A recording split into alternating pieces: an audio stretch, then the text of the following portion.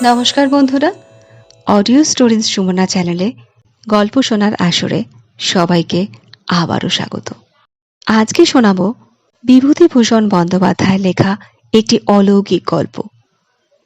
গল্পের নাম ভূত। কি বাদামি হতো শ্রীশ পরামানিকের বাগানে।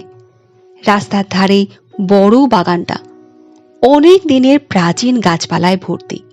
নিবিড় অন্ধকার বাগানের মধ্যে দিনের বেলাতেই। একটু দূরে আমাদের উচ্চ প্রাইমারি পাঠশালা, রাখাল মাস্টারের স্কুল। একটা বড় তুঁত গাছ আছে স্কুলের প্রাঙ্গণে, সেই জন্যে আমরা বলি তুঁততলার স্কুল। দুজন মাস্টার আমাদের স্কুলে। একজন হলেন হীরালাল চক্রবর্তী। স্কুলের পাশেই এর একটা হাঁড়ির দোকান আছে, তাই এর নাম হাঁড়ি বেচা মাস্টার। মাস্টার তো নয়, সাক্ষাৎ জম। বেদের বহর দেখলে পিলে চমকে যায় আমাদের। টিফিনের সময় মাস্টার মশাইরা সব ঘুমোতেন।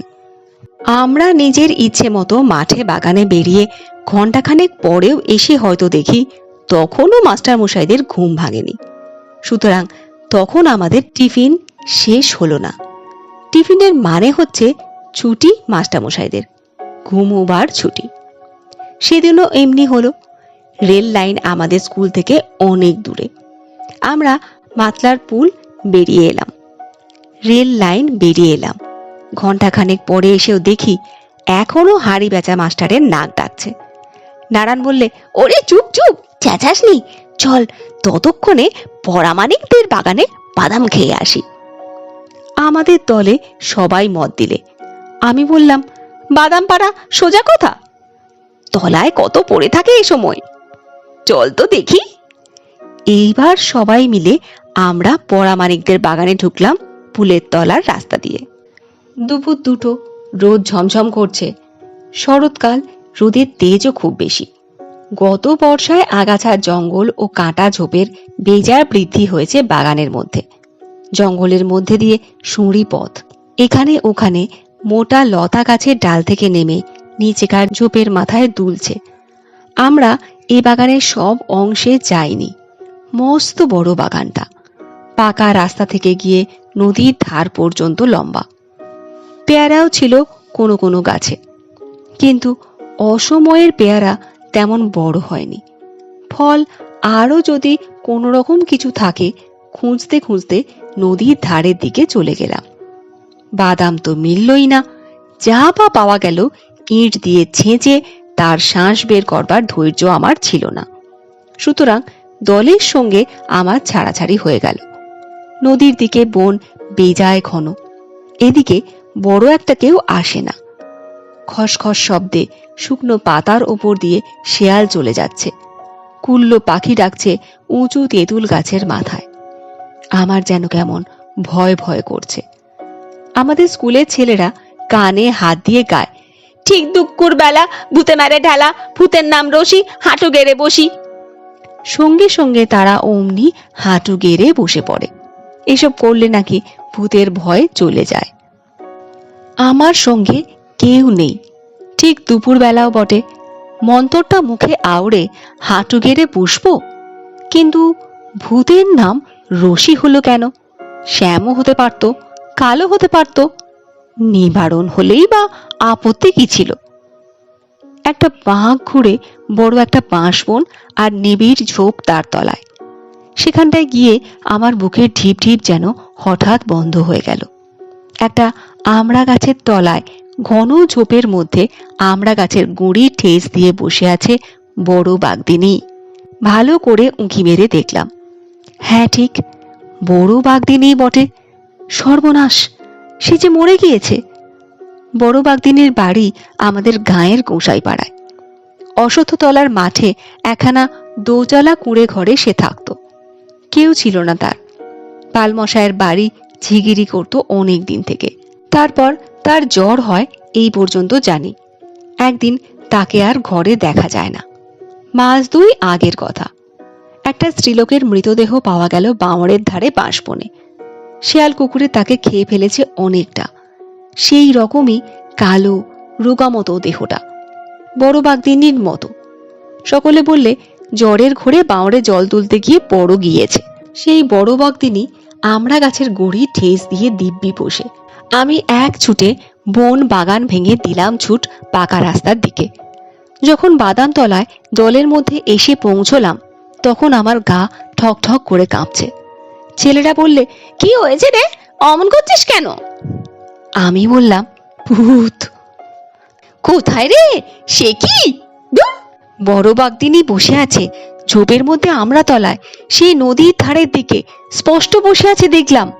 সে কি রে, তা কখনো হয়? নিজের চোখে দেখলাম। বড় বাগদিনী। দূর, চল তো যাই, দেখি কেমন। তোর মিথ্যে কথা। সবাই মিলে যেতে উদ্যত হলো, কিন্তু সেই সময় দলের চাই নিমাই কলু বললে, না ভাই, ওর কথায় বিশ্বাস করে অত দূর গিয়ে স্কুলে ফিরতে বড্ড দেরি হয়ে যাবে। এতক্ষণ মাস্টারদের ঘুম ভেঙেছে। হাড়ি বেচা মাস্টারের বেতের বহর জানো তো, সে ঠেলা সামলাবে কে? আমি ভাই যাব না, তোমরা যাও। ওর সব মিথ্যে কথা। ছেলের দলের কৌতূহল মিটে গেল হাড়ি বেচা মাস্টারের বেতের বহর স্মরণ করে। একে একে সবাই স্কুলের দিকে চলল, আমিও চললাম। আমরা গিয়ে দেখি মাস্টার মশাইদের ঘুম খানিক আগেই ভেঙেছে। ওদের গতিক দেখে মনে হলো হাড়ি বেচা মাস্টার আমাদের শূন্য ক্লাসরুমের সামনে অধীরভাবে পায়চারি করছিলেন। আমাদের আসতে দেখে বলে উঠলেন, এই যে খেলা ভাঙলো। আমরাও বলতে পারতাম, আপনার ঘুম ভাঙলো, কিন্তু সে কথা বলে কে? তাঁর ক্রুদ্ধ দৃষ্টির সামনে আমরা তখন সবাই এতটুকু হয়ে গিয়েছি। ক্লাসে ঢুকেই তিনি হাঁকলেন, রত্না, অর্থাৎ আমি। এগিয়ে গেলুম। কোথায় থাকা হয়েছিল? আমি তখন নবমীর পাঁঠার মতো জড়সড় হয়ে কাঁপছি। এদিকে বড় বাগদিনী, ওদিকে হাড়ি বেচা মাস্টার। আমার অবস্থা অতীব শোচনীয় হয়ে উঠেছে, কিন্তু শেষ অস্ত্র ছিল আমার হাতে, তা ত্যাগ করলাম। বললাম, পণ্ডিত মশাই, দেরি হয়ে গেল কেন? ওরা জানে এই সর্বপরামানিকের বাগানে বাদাম কুড়ুতে গিয়ে ভূত দেখেছিলাম, তাই। হাড়ি বেচা মাস্টারের মুখে অবিশ্বাস ও আতঙ্ক যুগপৎ ফুটে উঠল। বললেন, ভূত? ভূত কি রে? আগে ভূত, সেই যারা। বুঝলাম বাঁদর, কোথায় ভূত, কিরকম ভূত? সবিস্তারে বললাম। আমার সঙ্গীরা আমায় সমর্থন করলে। আমায় কিরকম হাঁপাতে হাঁপাতে আসতে দেখেছিল বললে সে কথা। হাড়ি বেচা মাস্টার ডেকে বললেন, শুনছেন দাদা? রাখাল মাস্টার তামাক খাওয়ার জোগাড় করেছিলেন। বললেন, কি? ওই কি বলে শুনুন, রত্না নাকি এখনই ভূত দেখে এসেছে সর্বপরামানিকের বাগানে। সর্বপরামানিককে? আরে ওই শ্রীশ পরামানিকের বাবার নাম, ওদেরই বাগান। আবার বর্ণনা করি সবিস্তারে। রাখাল মাস্টার গোঁড়া ব্রাহ্মণ, হাঁচি, টিকটিকি, জল পড়া, তেল পড়া সব বিশ্বাস করতেন। গম্ভীরভাবে ঘাড় নেড়ে বললেন, তা হবে না, অপঘাত মৃত্যু, গতি হয়নি। হাড়ি বেচা মাস্টার একটু নাস্তিক প্রকৃতির লোক। অবিশ্বাসের সুর তখনও তার কথার মধ্যে থেকে দূর হয়নি। তিনি বললেন, কিন্তু দাদা, এই দুপুরবেলা ভূত থাকবে বাগানে বসে গাছের গুঁড়ি ঠেস দিয়ে? তাতে কি, তা থাকবে না ভূত এমন কিছু লেখাপড়া করে দিয়েছে নাকি? তোমাদের আবার যত সব ইয়ে। আচ্ছা, চলুন গিয়ে দেখে আসি। ছেলেরা সবাই সমস্বরে চিৎকার করে সমর্থন করলে। রাখাল মাস্টার বললেন, যত সব ইয়ে, ভূত তোমাদের জন্য সেখানে এখনো বসে আছে কিনা? ওরা হলো কি বলে, অশরীরী, মানে ওদের শরীর নেই, ওরা মানে বিশেষ অবস্থায়।